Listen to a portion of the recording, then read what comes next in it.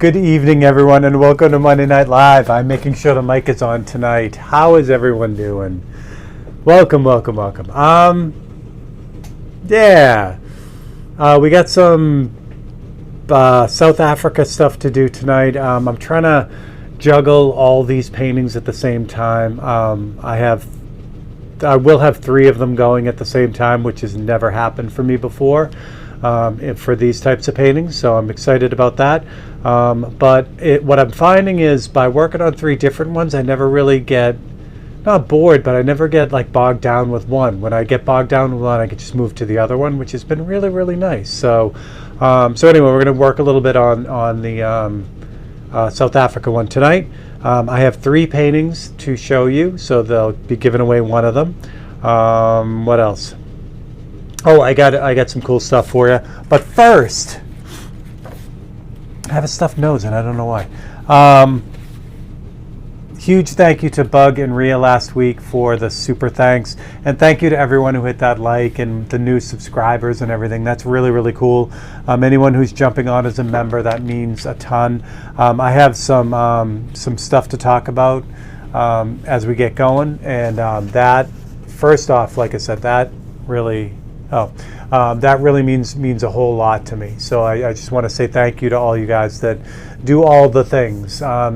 Again, don't think that hitting that like and subscribe is a small thing. It's free to do, but it means the world. It keeps everything going.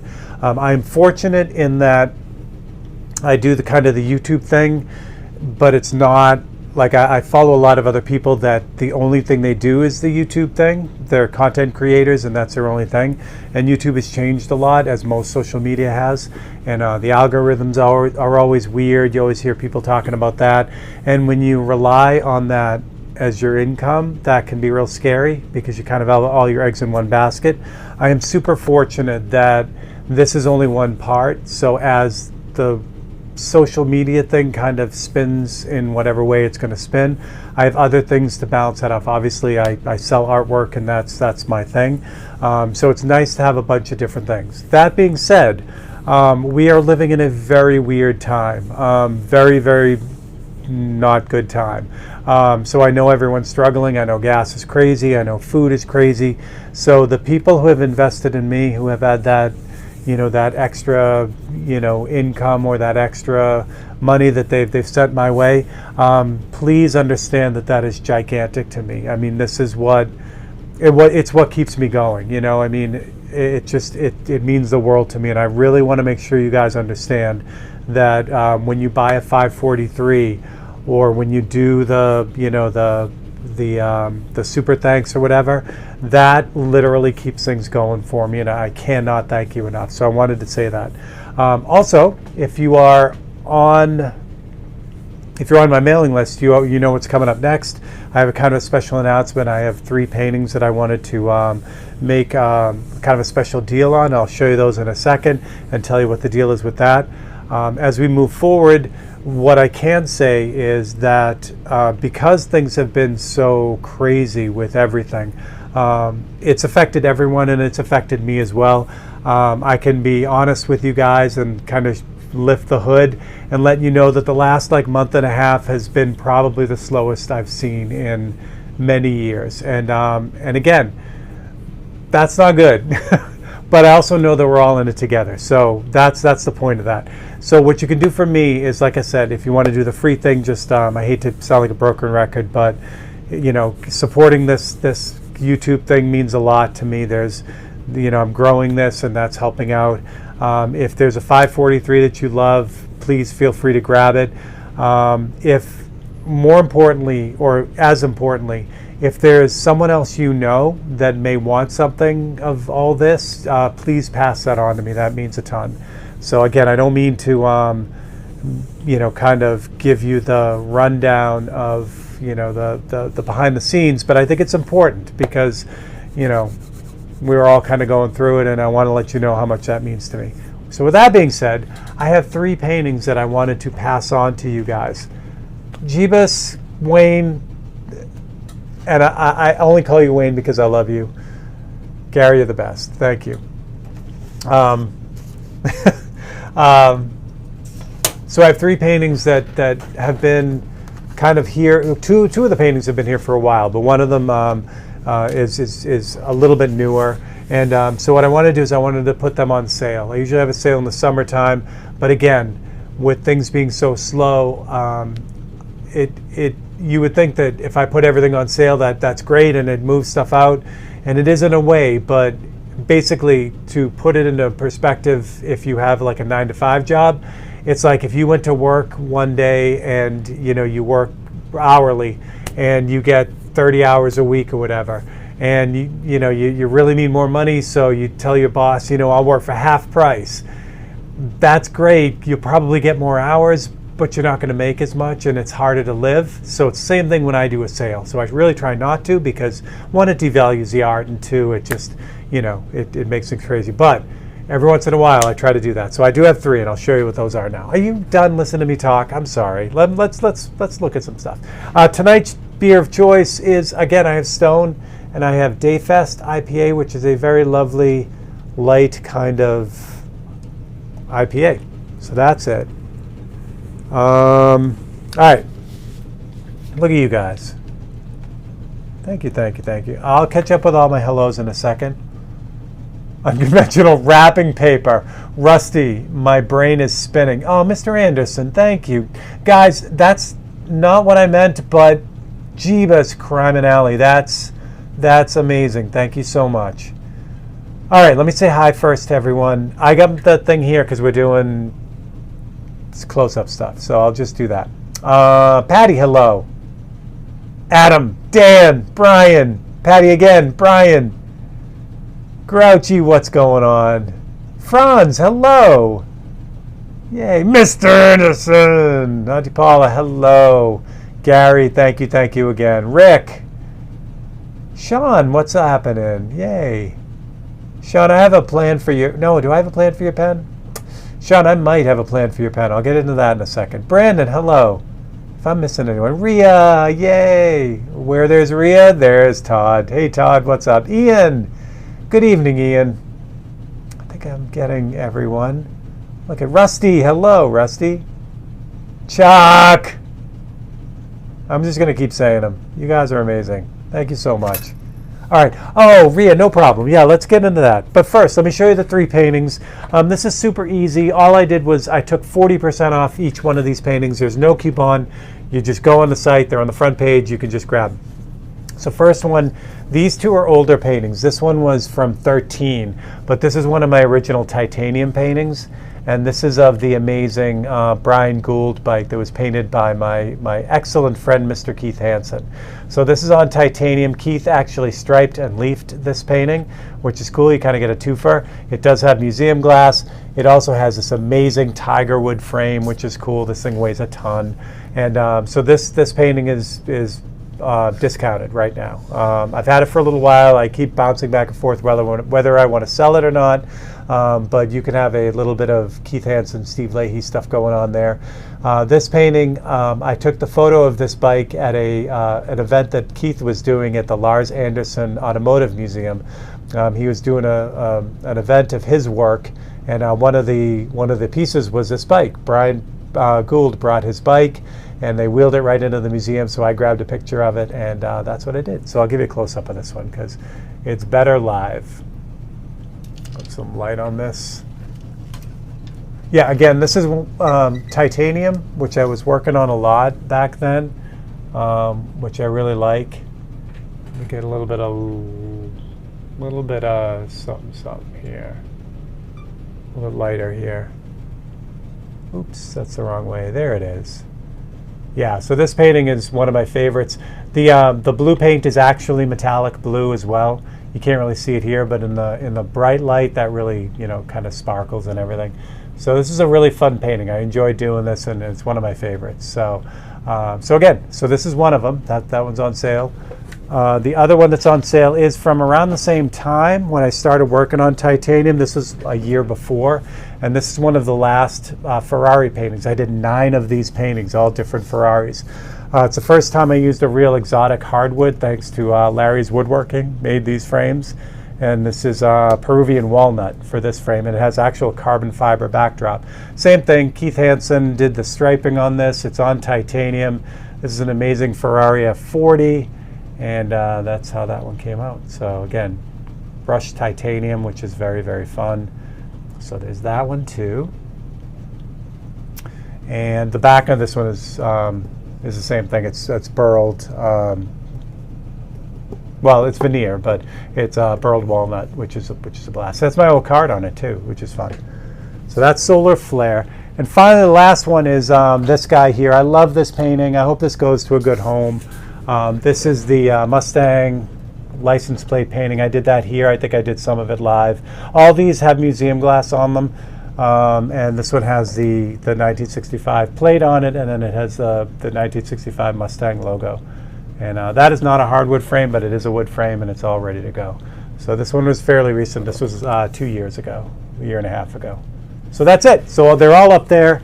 They're all a super discount. So keep me going. And like I said, if you guys know someone who would, even if you don't want them, or it's not for you, if you know someone who might, please pass that on.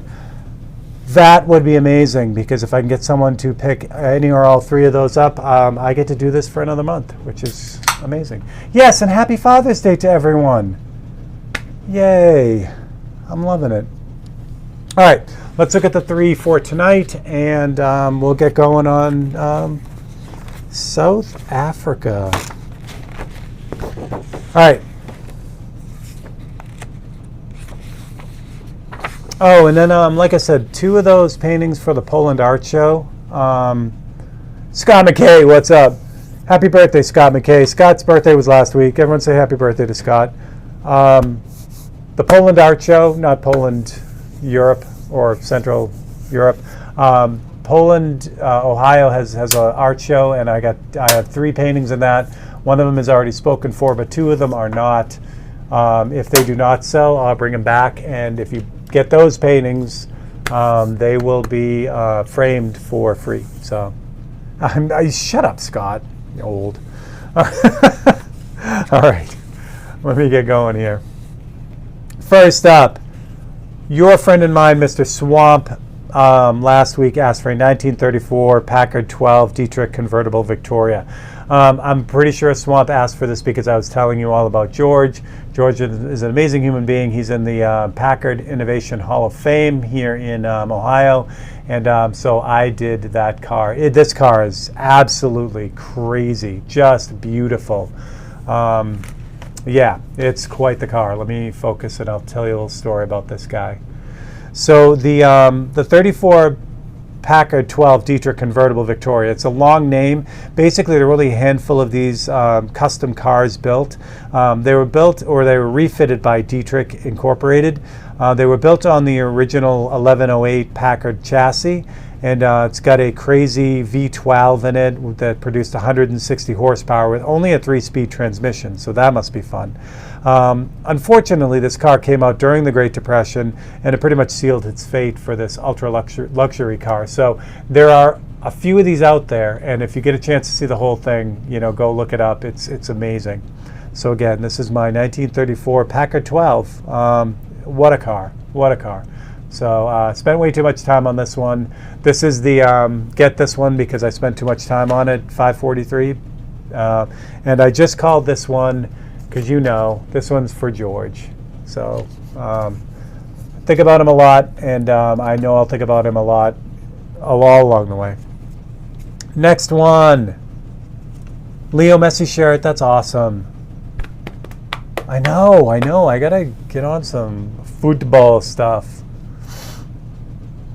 Wait, he's shutting down the channel. No, Brian. No. Not at all. Not at all. In fact, that was my point about the whole thing about kind of diversifying what I do. Like I watched one of my favorite content creators talk about how they've got all he did was YouTube and TikTok, and that supported him for the last 2 years. Well, the algorithms have all changed and everything's wonky, and he's got to go find some other way to make money now, and that's tough for a content creator who solely makes their money from like YouTube and stuff. So So I'm fortunate in that this is really only a piece of the puzzle. Yeah, I'm happy. But no, I'm not going anywhere. Honestly, even if this produced no income like it did originally, and trust me, Scott will attest to this. My level at just over like 1,500 or 1,200, or no, a little over 2,000 subscribers. It's other than the super thanks, YouTube actually, I get probably under $5 a month from them for ad revenue. So it's not what you think. So yeah. All right, next up is Sean from London Pen asked for a Centurion from Battlestar Galactica. I've never done this, so I had to. Boom. This is the vintage one, not the new one, because I'm a vintage guy like Scott. James Cully, what's up? Who else did I miss? So this is my Cylon Centurion. The Battlestar Galactica came out in 1978, right alongside of the huge Star Wars boom, created by Glenn Larson. And the Cylons were sentient robots, kind of like Terminators. And the Centurions were the foot soldiers, so they had swords and everything. They were pretty bad. So this is my little guy. That's what he looks like. And it's cool. He had the Knight Rider light eye before Kit was around and did his Knight Rider thing. So this is a 543C, and it's fun. So I love Battlestar Galactica. It was fun. Hook, line, and sinker. I know, it's too easy. Stop it. I love it. Bumblebee from Transformers, that's a good one. I don't know if I've ever done that. And Cornet 500 is a great card, too. Super B, that's awesome, too. And cheers to you guys. I see what you guys are doing. So there you go. So that one's just called Cylon. Good job on that, Sean. That's a great one. I haven't done too much from Battlestar Galactica. I know I've done the... shoot. What's the... What's the good guy ship called? I know the bad guy ship's called a Viper, but I can't remember what the good guy ship. Or maybe the good guy ship is called a Viper. I don't know. Anyway, so that's my Battlestar Galactica. All right, finally, if you remember here, you know what you're going to see next. This was a whole lot of fun. The lovely Rhea last week asked for a clear wing butterfly or a glass wing butterfly. I felt super bad for excluding her from the list, so I thought I would do her suggestion. And this is what I came out with. I'll get you close to this. There's my glasswing butterfly. These guys are native to Central and South America. And the question, their wings are completely, this part and this part are completely see-through, like glass. So how do they do it? Their wings lack those tiny little colorful scales that are on butterfly wings that usually reflect light. In addition to that, these wings have little tiny irregular wax bumps that help disperse the light and make them not reflect at all. So they look like glass. One other fun fact about the glasswing is that their caterpillars eat nightshade, and if you know what nightshade is, it'll kill you. So it makes the little guys very poisonous to predators. So they got kind of twofold going on. Now, I did something fun with this. The video, this is the time lapse for tomorrow, but I did something really fun with this to kind of enhance that glasswing. And the painting itself is cleared in matte, UVLS matte, but the wings are cleared in gloss. So the wings look like they're made of glass, which I thought was a lot of fun, depending on how you look at it. So there you go. That was fun. Like I said, the video didn't pick that up, but it is a super cool effect. And yeah, a lot of fun. So there you go. So that one is called Glasswing. And that, of course, is the time lapse. I'm dropping everything. Thanks, Grouchy. So there you go. Ooh, yeah, let me know how that is, Mr. Anderson. That's cool. Knight Rider car. I think I've done Kit before, but I'm not sure. Viper versus Raider. I knew it. Thanks, Grouch. Ah, yes, cheers, cheers, cheers, cheers. All right, so that's it. So that's my 3 for tonight. If you win tonight, you can choose one of these. The lovely Rhea is on the list twice because I forgot her. If there's anyone else that is not on the list, that should be on the list, let me know. I'm going to show the list now so you guys can yell at me before we get there. But here is the list. I know it's super, ooh, that's really bright. Let's fix that so you guys can see what the names are. There we go. So I'm pretty sure I got everyone this time. I'm hoping. There you go. That's the whole list. So you'll notice Ria's 11 and 12 because I missed her last week. If you made a suggestion and you are not on here, let me know before the drawing and I will just add you to this list. And I will take your word for it. So please don't be mean, because if you're mean, then you're banned for the rest of the year. How about that? Or next year if you already won. All right. Oh, that's good, Mr. Anderson. Let me know. All right. So there you go. So there's the 3. So let's get to South Africa. Do. I bless the rain down in Africa. I'll stop that right now. All right. Oh, brother. Here we go. So here it is. You guys haven't seen this in a while. We worked on the little building, and then I did some of the rocks. We're going to work on the rocks tonight. I would love to tell you this is going to be the most exciting Monday Night Live you've ever seen, working on rocks. It's not really, but it's very cool. This one is going to melt my brain. I'll show you why. So where a lot of the cityscapes have all the windows and all this stuff, this one has all these striations in the rock, these layer upon layer of rock. And I'm going to get them all right. I'm going to get them all where they should be, which is crazy.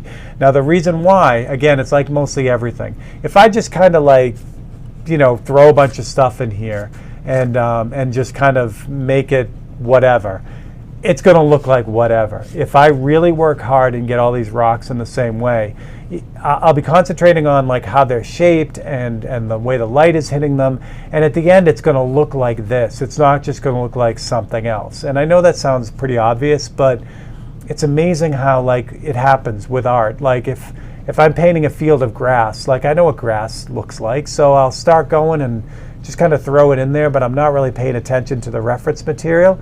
So at the end it just looks like grass, but it doesn't look like what is really there. You know what I'm saying? So this is the same thing. It's that gentle curve of the bowl shaped of this, of this wall. You know what I'm saying? That if I just threw like a random pattern in here, I would miss that. I would miss that really subtle kind of curve that this whole thing has. Obviously these shadows I'm going to get, but the way the rocks kind of like stack the way they do and the way they're kind of divided by layers, again, if I don't pay attention to that and do it as accurately as I can, it's just going to look like a pile of stuff, and I don't want that. So we're going to work right at the top of the mountain. I think the way I'm going to do this is I'm just going to kind of work down since I've already started it, and that's what we got. So now you're caught up. Neil Peart's drum set. Ian, that would take me a long time because he has an amazing drum set. I'm sure it's still around, but yeah, Neil Peart's amazing. Oh, sorry, I didn't mean to do that. Usually I try not to take you on that ride because it does make everyone sick to their stomach. So, all right. There we go. There we go. We gotta get nice and close. Nice and close. So if you guys have any questions along the way, you know how it works. Now I'm going to be right on top of this thing, so I'll be able to hopefully keep a track. Yeah, there we go. That's the Italian in me. Keep a track of the comments and stuff. But if you guys have anything, just let me know. Get this focused here. Oh, you guys are going to be nice and close. Like you're going to be like, Steve, I don't want to be that close. And I'll be like, yes, you do. Really, you do.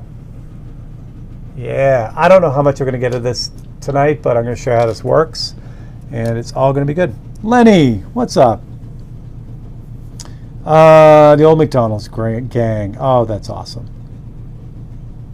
Yeah, no kidding. She's amazing, Ian, and that's good. I mean, you're not gonna play with Rush if you're not good. 65 Impala SS Cinnamon Metallic. James, who has one of those? I don't know anyone who owns one. That sounds like a cool car. Sarcasm off. All right, I've got my reference over here. You guys are right here, so you guys are actually right here. How lovely is that? I'm gonna shift you guys down, and those are the rocks I've done so far, which is fun. Yeah. What else we got? Artificial knee, Mike. That is amazing. Mike, how is your lovely wife doing? James, that's your first car. James, that's a pretty nice first car. Swamp with the gramophone, that's a good one. Neon on air sign, that's also a good one. You guys have so many good ideas. I was gonna print out the winners too. Like I hope you guys know that I keep, like I record all the suggestions, even the winners too. I just don't put them on the list because they've already won. But trust me, I've got all you guys. All right, let me get set up here. I got paint, I got gloves, I got cameras being bounced around. Oh, that's really blue on the shadow over here. So yeah, to give you an idea, that's my index finger. So we are super tiny. So she's hobbling around. She's already up. Wow, that doesn't surprise me though. Yeah, she's a rock star. All right, I've got all that. I think what I'm going to do is I'm going to work on this little triangle right here. This little guy is really coming out great. That's the observatory at the top of Table Mountain. So there was an observatory built in, I want to say the 1800s. I could be wrong on that. I should have done my homework, but yeah, pretty cool.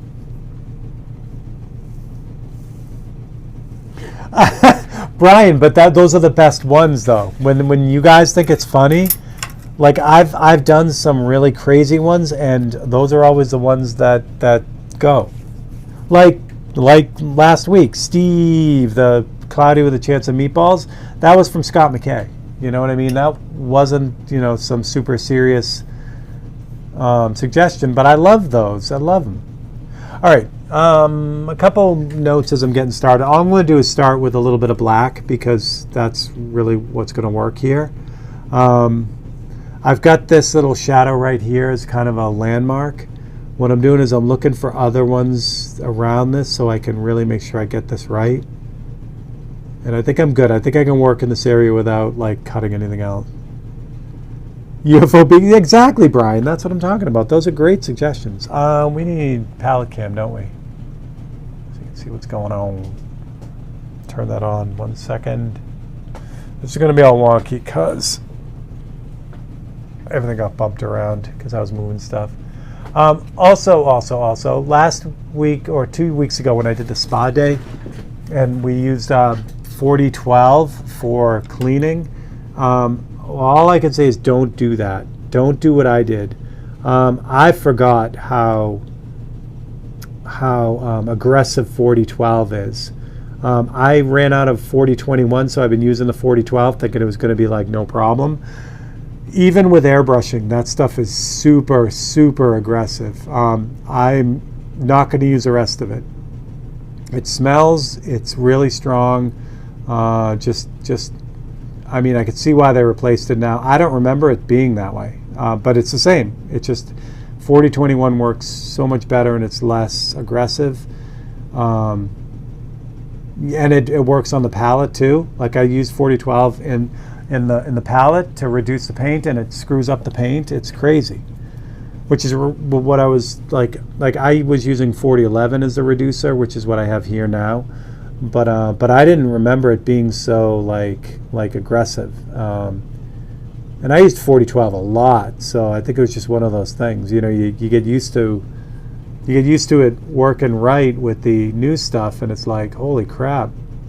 So I already have my 4021 on order. I'm gonna just keep the ball rolling with the 4012, but as soon as that 4021 is in, I'm not going to use the 4012 anymore.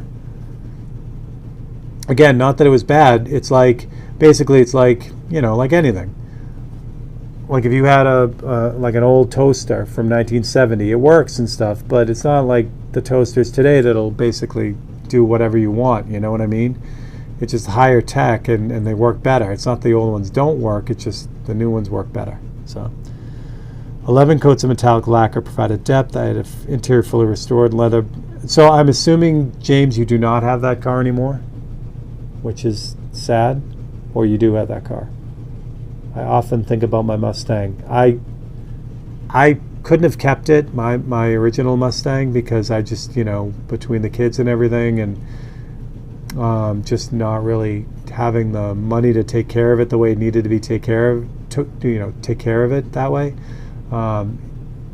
But I often think, like, if I had just found a way to hold on to it until now, that would have been fun. But oh well. Yeah, Brian, definitely get the 4021. You will not be disappointed. Yeah, it is very cool. Like, it's so different than the 12. Yeah, exactly, James. That's you know, I mean, that's it. All right. So again, best laid plans. I'm just kind of doing whatever.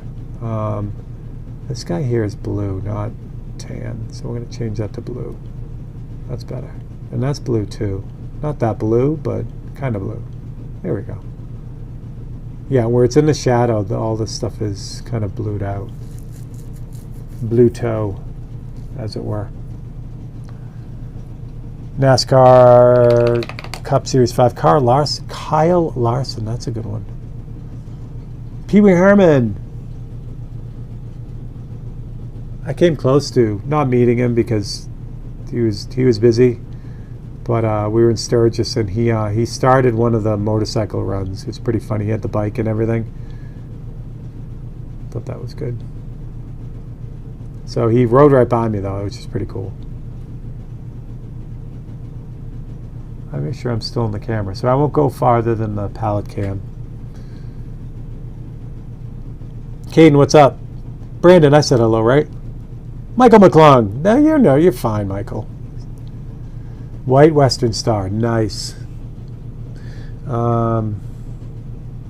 Yeah, so the reducer that's in here now, you can't see it because it's down below. I'll push it up a little bit. No, I can't. Yes, I can. I know I'm talking to myself. There we go. I almost pushed all the buttons on the camera. That would have been bad. So the reducer I'm using right now is 4011, which I still have some. And if you're doing this brush work, 4011 works great. But I even put 4012 by accident in the sealer, and it destroyed it. It made it broke it up into these nasty gooey chunks. It's crazy.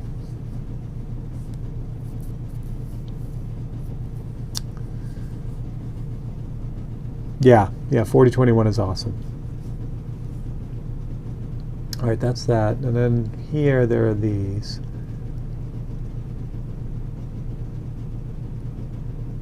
So this, even though this, like, I have a lot of stuff to do here. 80% of this painting are these little rocks. However, this is going to be one of those ones, like I was telling you earlier. Like, I'll be able to work on this, and then when I get totally burnt out, which I will, because it's basically the same kind of thing over and over again, I'll be able to jump to one of the other paintings that's totally different, like it's water or trees or something else. You know what I mean? So that's what's really cool about this painting here. I'm not going to get locked into doing something that's going to drive me completely nuts, because if all I had to do was work on this painting, it would make me crazy, and I'd be sad, and I wouldn't want to finish it. Now, the good news is, the nice part about that is, when you finish a painting like this, it is like really crazy and has all this stuff on it. It has a lot of pull. People are like, how did you do that? Why did you do that? And that makes a great conversation for the painting. So the cities are great that way. But if you see Cincinnati next to New York, or Cincinnati next to Boston, which is next to Tokyo, even though they're all really cool in their own way, they're all the same kind of thing. You know what I mean? Once you know how I did one, you know how I did them all. But with this, it's like a totally different sideways thing. It's like, okay, what was going on with that? So I like that. And basically, this is all bouncing back and forth between this daylight blue, a little bit of black, and then you'll see when I get to the end, I'll kind of give it a little bit of a wash with some yellow ochre. Dragula is awesome.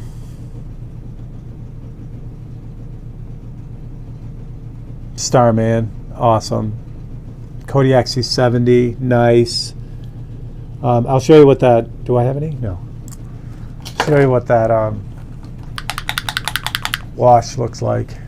So this yellow ochre wash just gives it that really cool yellow vibe that it has. So I just put some out on the palette. What I'm going to do is I'm just going to kind of take a little bit off to the side and then reduce the crap out of it. And that's going to give me kind of like a wash. Because I don't want to put this everywhere. I just want to kind of sneak it in certain spots around things. And what that does is it gives it that yellowish feel, that ochre feel, but it still leaves the face of the rocks to have that bright, brightness to them, where the sun is hitting them.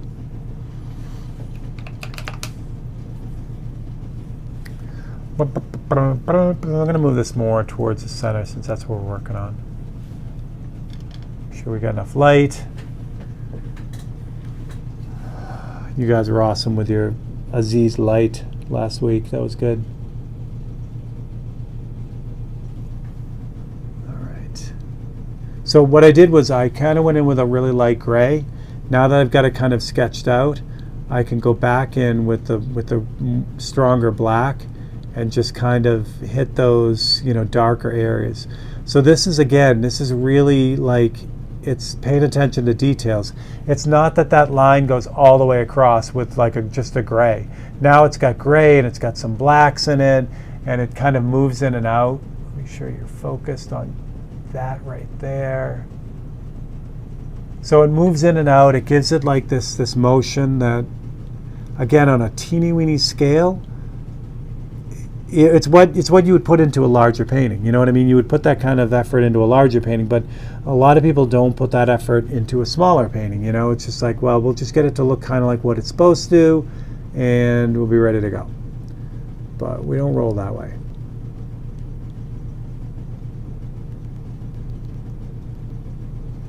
What is Caden's game of choice?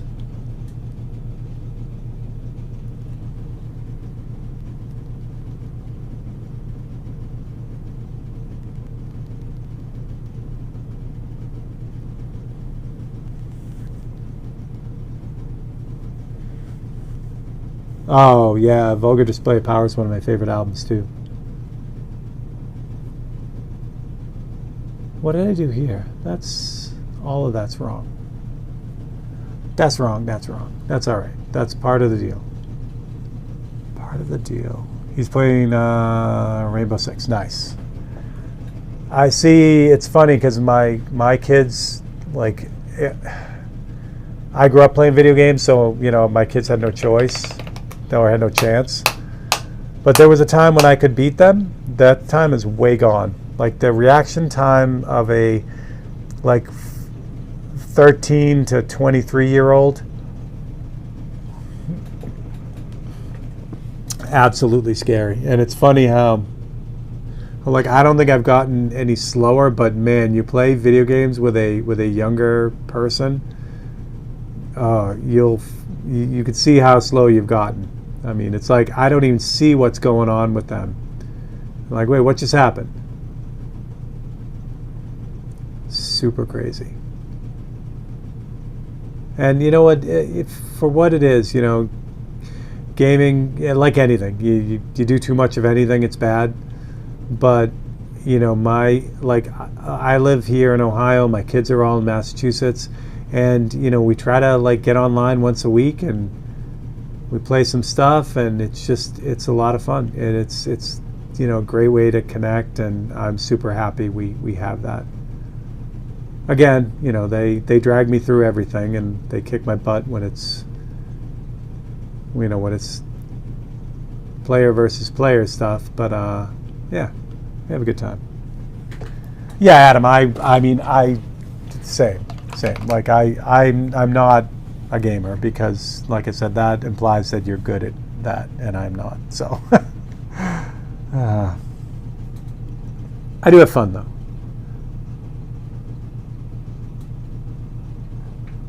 I was playing a lot of I don't know if Scott's still here, but I was playing a lot of Fallout, and Scott was playing it too, so that was a lot of fun. Same thing. Like I didn't play a ton with him, but we did get on a couple times, and that's a lot of fun too. Yeah, Call of Duty, definitely. Again, though, Brian, it's the same thing. Like if I play and if I get into a match with someone other than me, I will get cooked. So it's not as much fun for that, for me anyway.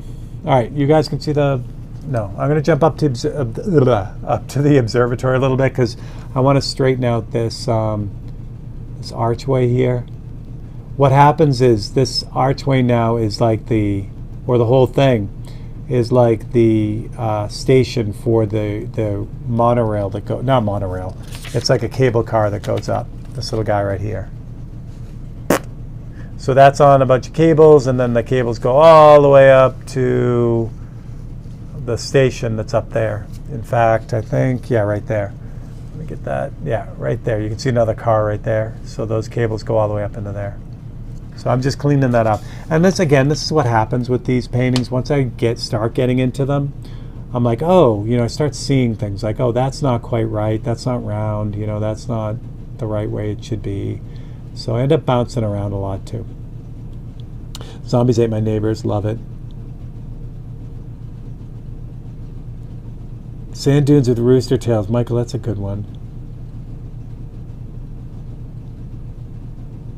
Farming Simulator, yeah, those are huge though, Brian. Any of those, like, yeah, absolutely. Any of those simulators. The truck driving simulators are also huge, where you have like a career and you're like driving stuff around. It's crazy. I love it. All right, I'm going to work on this little gray section here now, because this stuff here is looking pretty good. So that was good. That's encouraging, because that's, you know, that's my fingernail right there. You know, so that's a pretty decent sized chunk of stuff done right away. So we're going to work on this little triangle here, I think. Skate or Die was good, yeah. See, a little advice on brushwork. Mine needs help. Yeah, most of the stuff I've learned for brushwork is just by doing it. Maybe if you have something specific, that might be a better place to start. If it's like a control thing, or if it's a, I don't know. Yeah, I guess it would depend on what you're looking to do. All right, so I've got a really light blue here because I gotta pull some of the details out on this little outcropping.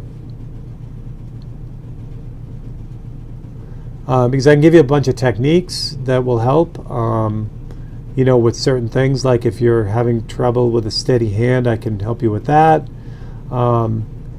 Believe it or not, there's paintbrush basics, just like anything else. If you know the basics, it makes the rest of the job a little bit easier.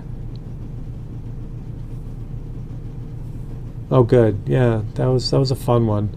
And that lighthouse painting is one of the ones in the show. I'm happy. I'm super happy. All right, so same deal here. So I just did the blue in that, but ultimately that's going to be really bright. But I just don't want to hit it with white.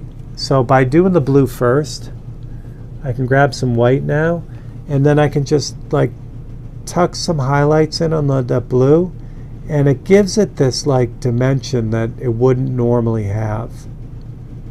You know, you feel like that those little rocks are like, you know, there's a bright side to them, and there's, you know, not quite, you know what I mean? It just gives them some form, which is great. Yeah, so that's one thing. So with being heavy-handed, something that might help, and I'll jump out a little bit. Do I have one here? Yeah, I do. All right. So a brush like this might help with your heavy-handedness. And I'm going to back out from this so you can see it, but I'm going to show it to you up close first. This is a liner brush. This is made by, I think this is made by Mac. This is a virus. So there's the ferrule, right? The metal part of the paintbrush. And if I get down to the bristles, so there's where the bristles start, and they go, and they go, and they go, and they go until they hit a point. So to give you, you know, an idea, this is the brush I was just using. Let me refocus. I know you're super close, but give you an idea. Yeah, there's the brush I was just using, so you can see how short those bristles are compared to this guy. Now I'm going to jump out to here so you can see it. So there you go. So I'll line up those ferrules, and that's the difference right there. So one thing you can do, if you buy one of these liner brushes, you don't have to buy an expensive one. This is just to make your heavy-handedness kind of lighten up a little bit. One of these brushes, the bristles are so long. To get any kind of detail with this, you have to have a light touch. If you, I'll show you. I'm gonna grab, I'm off to the side, I'm just loading this up with some paint. All right, so I paleted this brush now. I'm gonna move the camera, because you gotta see it. Hold on.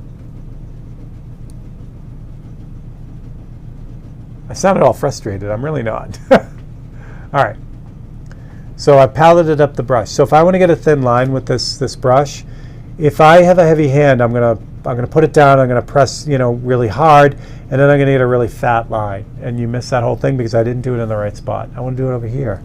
You can just yell at me if I'm doing that. All right, let's try that again. So if I want a really thin line with this, if I put this down and then press really hard, I'm gonna get the width of the bristles, right? So to get this to do a really fine line, you have to just get used to putting just the very end of the brush down, have a really light touch, and then just kind of drag it along. So this brush is great for practicing that because it's difficult. A shorter bristled brush will have a lot more spring to it, so it won't you can bear down a little bit and still have it do a fine line. But this one here, if you put any extra pressure on that, you're gonna get that thin, that thick. And that's what it's for. It's done for two things. One, this is designed to hold a lot of paint so you can, not acrylic, but it's designed to hold a lot of paint so you can run a really long, thin line, and it just keeps going. But this also really works as a scroll brush. If you've seen stripers do it, it's really cool. They'll have a lot of thin lines that will kind of get heavy and then, go thin again and heavy. So it's really for that. But if you get one of these brushes, it'll help you kind of break your heavy-handedness. Because when you switch from this brush to a brush that's like the little one that I use, if you already have that really just kind of, just using the end of the bristles kind of feel, and you got that down, it's much easier with a shorter bristled brush. So that's my heavy-handedness thing. Yeah, there you go, Mr. Anderson. So I think this is the virus, right? Mine is all worn out, so I don't know, but any liner brush will do that for you. There's a ton of them. These are specifically made for pinstriping and things like that. But you could, I use it with acrylics too. It just these brushes don't work as well with acrylics because the acrylics end up drying in the bristles really fast. They're designed to be used with solvent-based paints, but you can still use them. It's a different beast. Labyrinth was awesome. All right, back to it. Jump in. Oh, this is looking good because when I just leaned back to do that little demo, and I'm like, now I'm looking at the painting, and I'm like, hey, that looks pretty good. Let me get this lined up here somewhere. And yeah, so we just did that little bit right there. This may be too close. I may be biting off more than I can chew here. I get all crazy with the camera. Yeah, that's way too close. There are limits to your focusing. All right, so shaky lines. Let me show you some about that too, and this I can show you close up. Well, I'll show you here. So shaky lines, what I do is I do the same thing, and I know I've talked about this before, but this is a big thing. I do this with airbrushing too. So if I'm painting a line or whatever and I want it to be really even and smooth, it's never going to be that I'll just put the brush down with one hand and just move it over. I mean, I shouldn't say that. There are some instances where that does work, but for the most part, if I'm trying to get any kind of steadiness in my hand, I have to brace my other hand. So that's what this does. And you really do have to kind of hold the paintbrush between your pointer finger, your index finger, and your thumb. I know sometimes I've seen people write with their middle finger. They just kind of, it's harder to do what I'm about to show you if it's not your index finger. Because what I also do is I also brace on the board with my pinky. So my pinky's pretty much always on whatever surface I'm working on. That's number one. And that just allows, just to be steady. If I'm floating above, I almost guarantee that I won't be able to do like a really smooth line because you're using all these big muscles in your forearm and everything. And you're just kind of hovering, so the line will be, the line will always be messed up. But if I have a brace on the board, if I have my pinky on there, that makes it a lot easier to get like a straight line, or a steady line. The other thing I do all the time is I'll pinch kind of put my finger on my knuckle here, my thumb, and then, or however is most comfortable for you. But what you want to do is you want to be able to brace this hand with, if you're righty, you're bracing it with your left hand, and opposite is the same. And then by doing that, you're really stopping any of the random like shaking that might be going on. So you just kind of, however is comfortable. I like to like pinch my knuckle, or, hold my fingers on my thumb, but it's usually my thumb that kind of gets the bracing. And then with that, I'm actually using my left hand to kind of do that, to pull my, basically to contract my hand to get that line. So it's my left hand that's helping out. So my right hand is doing it too, but my left hand is like helping along. So by doing that, you're making the motion smoother by kind of having more minor, smaller muscles involved. You know what I mean? Everything's nice and steady. So that's something that I do all the time. And I do that with airbrushing too. When I'm holding the airbrush and I want to get really tight, it's the same thing. I'll be bracing my right hand with my left hand as I'm doing really small stuff. And the same thing, my left hand is like kind of helping my right hand move a little bit, just to kind of smooth that out like that. So that's one thing you can do to help out with that. Yeah, there you go. Michael just asked. Same, yeah, you do the same thing with the airbrush. It's just, because the airbrush, you're holding it in a different way, so, because you're on, this way. Sometimes I'll hold this part of my thumb, or basically whatever's comfortable. But you just want to be able to steady your hand. And my pinky, or the bottom of my hand, is still on the surface, which is why I wear these gross gloves, because it's touching the surface all the time, So that's how I steady up. All right. Any other questions? Just yell them out. But yeah, like I said, the brush part of it is a acquired thing, just like anything. I even now, like I watch pinstripers and I understand what they're doing, but I can't. Ooh, what'd I do? I did the wrong one. This one, sorry. Yeah, pinstripers, watching them work, their hands work because of the way they hold their brushes and stuff, and I'm like, I understand it, but I just can't do it. So you gotta like, and then what Mr. Anderson said is true too. Like, I have a terrible death grip thing. The more concentrated I get on something, the more I grip onto it, and that's bad because it makes your hand shake. So, hey Chris, thank you. All right, so I'm back on this little rock here. Here's what it looks like for real. You see how got those two little things on them? So that's what I'm doing right there. 8 minutes of showtime. Thank you, Rhea. You're awesome. All right, let me focus that up again. All right, so now that I've got the highlights in, and I still kind of do that where I'm working like highlights first and then kind of work around them, because I can always put the highlights in after if I blow them out, in a bad way. But now I can carve in the darker areas around those highlights, because again, just like with the airbrush, for whatever reason, the pigment size and everything, the black paint just brushes better than the white paint. I mean, you get super small details, but the black paint just really loves doing this stuff a lot better.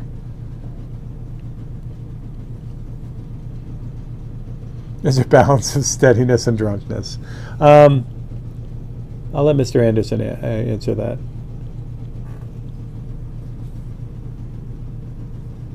All right, so we get next to this, there's that little outcropping or incropping or whatever it is. The fine line, I love it.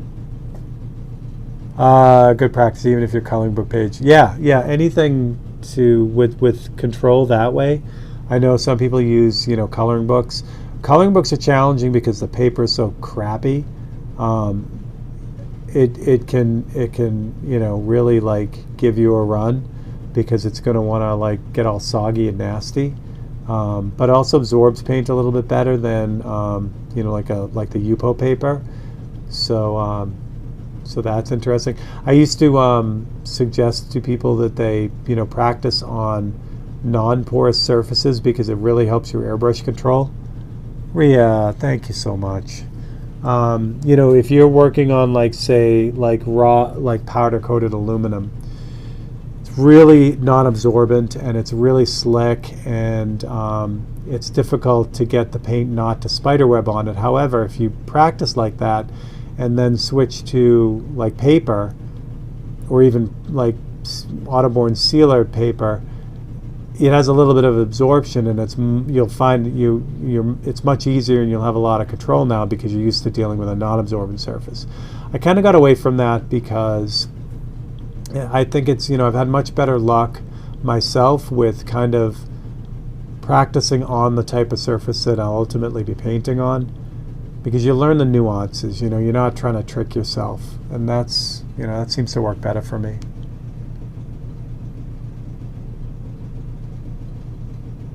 Smoke a little in the paint booth. Mr. Anderson, you weren't smoking in the paint booth, were you? Because that's not good. You'll blow stuff up, including yourself. All right, there's a big crack that goes down from here. I don't know how far it goes down, so I'm not gonna. Oh, you know what? We can figure that out. Thank you, Ria. You guys are awesome. Again, I'm going to sound like a broken record, but it puts food on the table for me. So I deeply, deeply appreciate that. It means the world to me. So, all right, yeah, I'm not happy with that yet. more of this, and that's what it is. It's just back and forth until it looks like the way it's supposed to look. So this top bit is a little bit thinner. That's better. Yeah, almost disappears. Oh no, Brian, like I said, that's why I made sure to talk about, when you guys hit like and subscribe and all that fun stuff. And Brian, you're a member here, and that, like I said, that little bit, all that adds up, and it like I said, it literally keeps things going here, and I deeply, deeply appreciate it.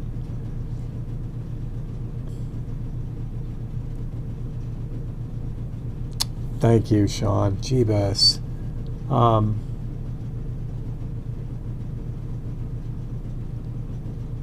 Wow. You guys are going to make me cry.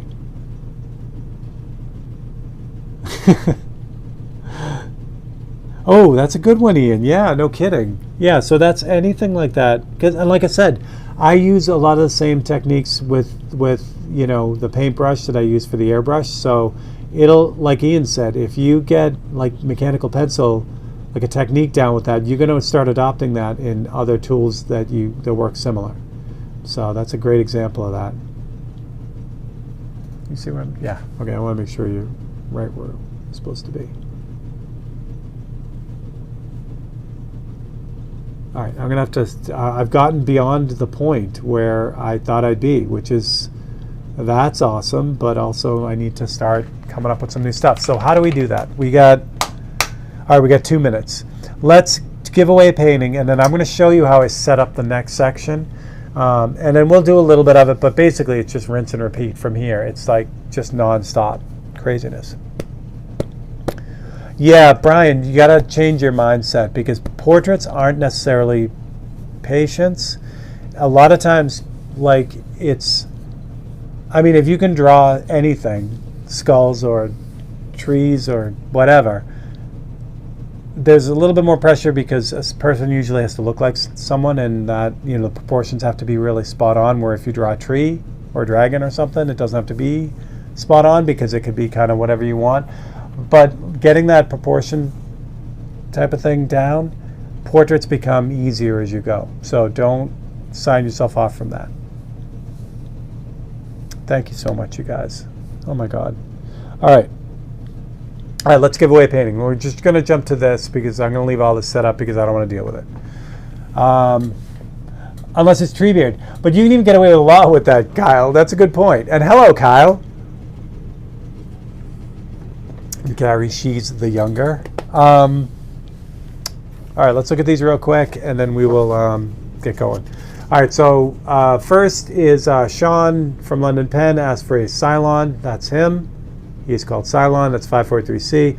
Oh, also, for those who have been waiting forever for your wind paintings, I've actually started to send them out. So I'm gonna get caught. There are a lot of them, and I apologize. So I will get caught up. I'm sending out a little bit at a time. So yeah, hang in there. All right, so this is Ria's fun glass wing, and again, I think you can see it from here a little bit better. The wings are actually UVLS high gloss, and then the rest of the painting is matte. So you get this cool glass wing effect. That one's called Glass Wing. I know, super creative. Oh, Treebeard. Brian, you got to watch Lord of the Rings. Well, you don't got to watch Lord of the Rings, but if you want to know what Treebeard is, that's what you got to do. And then, of course, I have my my Packard. So that's that. And this one's for George. So, and that one was Grouchy, right? Hold on. I think it was Grouchy. Who did the Packard? No, Swamp. Sorry. So Swamp asked for the Packard, and that's that one. So if you win tonight, you can choose one of these, or you can go online and do that. There's Wayne. What's up, Wayne? How's it going? All right, I'll show you the list real quick again. I didn't see anyone yelling. Please, if I missed you from last week, please let me know now so I can make an adjustment. But there's Enzo and Chuck and Rick and Chris, Deidre, Swamp, Poco, Rusty, Jeff, Ria, Gary, James, Sean, Mike Stevenson. Oh, Mike Stevenson should not be on the list. So here's what we're going to do. If 16 gets pulled, we will draw again. Mike won last week. Oh, no, Mike won before. I don't know why he's on there. See, I got that one. All right, there we go. And then Paula. All right, yay. So I'm going to still do 17 on this because it's just easier. And if 16 is drawn, we'll just hit it again. I know, Rhea, I got to stop doing that because when Wayne jumps on, no one knows who it is because I keep calling Gary Wayne. All right, that joke is done. All right, here we go. Your winner is not 16, it's 12. Oh, what are the chances? She already knows. Ta-da! Rhea won. Rhea, if you want the glass wing, I mean, you can take it, but don't feel like you have to. I think you might even have some other suggestions there, but if you would like the glass wing or any of the ones from tonight, let me know before the end of the feed. And there you go. And I'm positive I still owe Todd his win, so I can send those both out together. You want the glass wing? Okay. All right. It's all yours, Rhea. So the other two will go up on the site after, but the glass wing, and I'll give you a close-up of that glossiness. There it is, that good, tasty glossiness. That's Rhea's painting, so she's all set. All right, but the other two, the Packard and the Cylon, are going up on the site. Yay! All right, let me show you how I set this up. Good job. I love it. See, so it paid off being forgotten last week by accident because I wasn't paying attention. All right.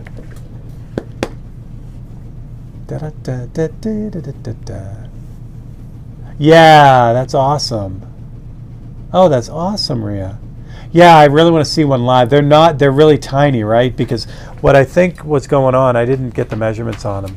But in my painting, I think that's like leaf rubble on the back of it. I think that's those just like little leaves. So I think he's pretty tiny. I think I'm right on that. So yeah, very small. That's awesome. So yeah, yay, there you go. I will get those going. Okay, so the next section. So now I've got this wide open, and we're almost done here, so you guys are awesome. I'm probably going to cut out a little bit early so I can get some other stuff done. But it'll give you a good idea without burning your head with all this stuff. There's a couple things I got to keep in mind, and what I try to do is, instead of getting bogged down in this, you can squint your eyes, and I'm going to let you kind of look at this for a second, and then squint your eyes. When you squint your eyes, you'll start to just lose some of the really like small details, and you'll have some of the bigger ones left. That's something you can do a lot with, when you're trying to figure something out. It also tells me too, like this section down here is a different type of stone, or it's an older stone because it's a lot darker gray. Not a lot darker, but it's darker gray. So now I know that this panel right here is pretty much all the same, and then this outcropping back here is a little bit darker too. So by squinting your eyes, it helps you to see that. So that's really important, because that'll give you, again, it gives you the feel of what's really there, instead of treating the entire thing all like this, and then having it all look the same. And ultimately it'll look the same. But how do I approach this? How do I get this done? So this copy is a little bit bigger than the actual painting. It's not one for one. So I'm going to grab a copy, and I'm just going to make a couple little notes, on the painting where stuff goes. So let me grab, here it is. It's right in front of me. I'm going to grab a photocopy, and I've got a bunch of them that are all one-to-one. You can do this all kinds of different ways. So I'll show you a couple ways to do it. Oops. Gary, your painting is on the way. Thank you so much for that last week, Gary. That was awesome. All right, so here's a copy right here, and that's my little mountain.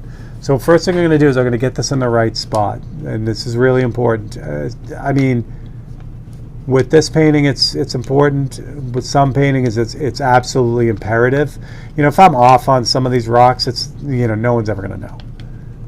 I shouldn't say that. Someone might know if they like climb this face, which I don't think you can do. But for the most part, every rock is exactly in the right spot. It's not going to be that big of a deal. So there are a couple ways to do it. One, you can do the little flip trick, which I'll show you right now. So I'll grab a pencil. I said, I will grab a pencil. There it is. Okay. Now this is a 0.5 or 0.07 mechanical pencil, just a cheapo. But the thing is this, even though this lead is pretty small, it's not small enough. So I'm going to sharpen this lead, and the way I do that, I'm going to do it off the side because this isn't going to work here, but just kind of roll it back and forth on a piece of paper. You can use sandpaper too. Let's see if I have a good one. Yeah, like this one. So you can use sandpaper too. And what you're doing is you're just putting a real sharp point on this.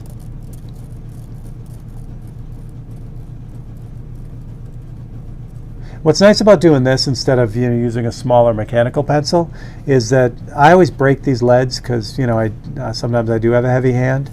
So by sharpening it a little bit, if you need to do a little bit of fun stuff with it, that lead is still pretty sturdy, even though the point is real sharp. So what I'm going to do is I'm just going to kind of look at this and pick like a shape, like this little bean shaped right here.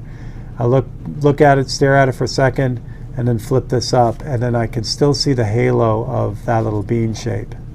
And I put it in the wrong spot. But you get the idea.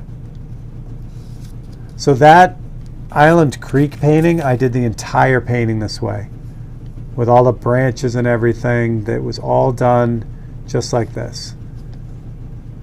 So I can kind of just throw some of the shapes in where they're supposed to be. And that's one way to do it. The other way to do it is, of course, transfer paper, which is this, it's just like graphite paper. Take it, you put it like on here, and then you can just like kind of make little lines on the painting where they're supposed to be. And this way is a little bit quicker, which is nice,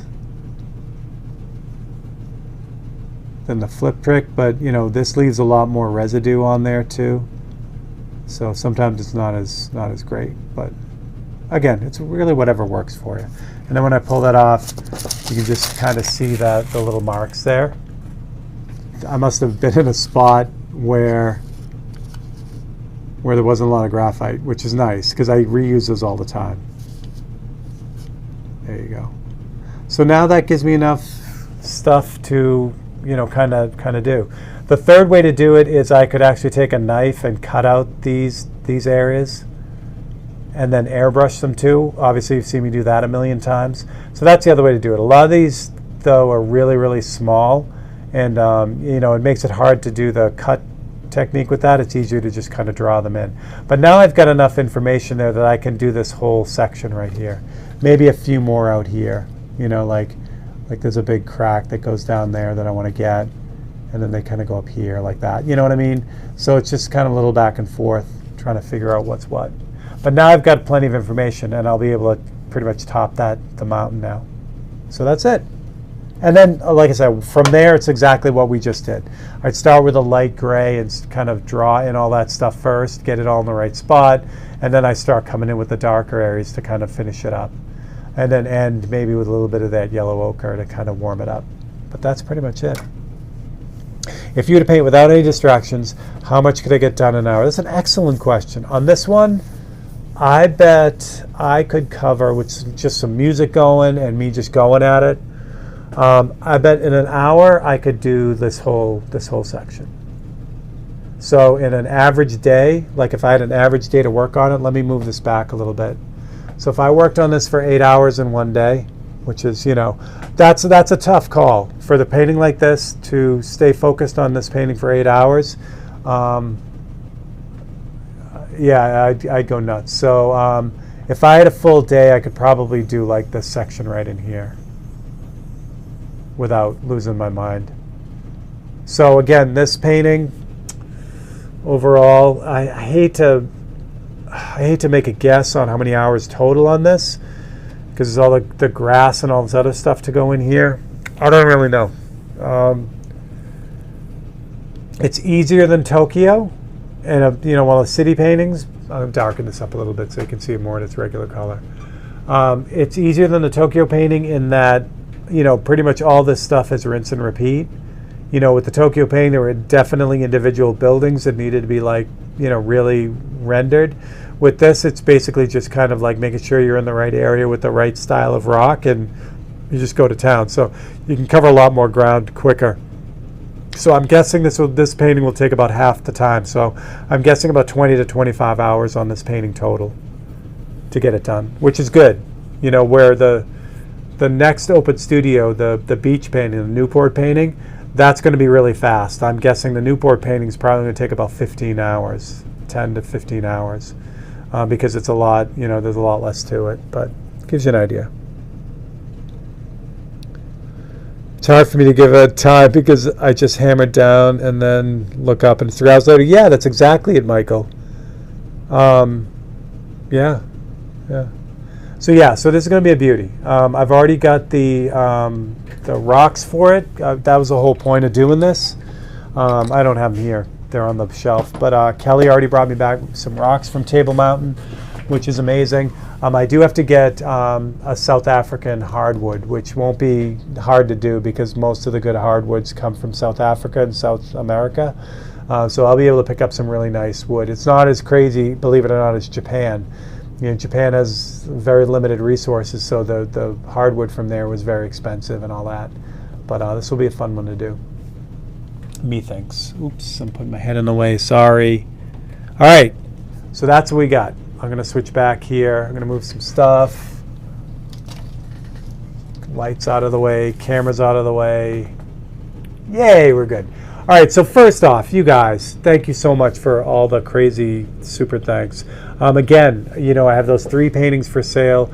If one of them is right for you, I really hope you grab it. They are 40% off what they normally are, so you get a great deal on them. And again, if you look at them and you know someone who might want them, you would be doing me a huge solid if you pass that on. I'd really love to get those all out this week. That would be amazing.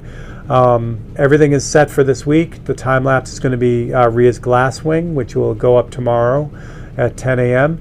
And I don't have the open studio filmed yet, but I will have that done by Wednesday, so we'll do that too. And everything else is good. So thank you all for hanging out with me. I was going to use a rock pun, so I'm going to. You guys rock. Thank you for hanging out and painting rocks with me tonight. I need suggestions for Monday nights too. I love working on my stuff, but I want to do stuff for you guys. So if you have ideas, another idea is I haven't done a 543 live in a while, so we could do that. Maybe we could have some sort of super cool contest for that. We'll figure out. But yeah, give me ideas. You can always post them in the comments here after the fact. The comments section stays open. The live closes, but the comment section stays open. You can also just send me a message too. That works out really well. All right. So happy Father's Day to all the dads out there. I hope you guys have a great week. Thank you all for hanging out. Thank you so much for your generosity in every way that you do. And I will catch you guys all next week. Have a great one.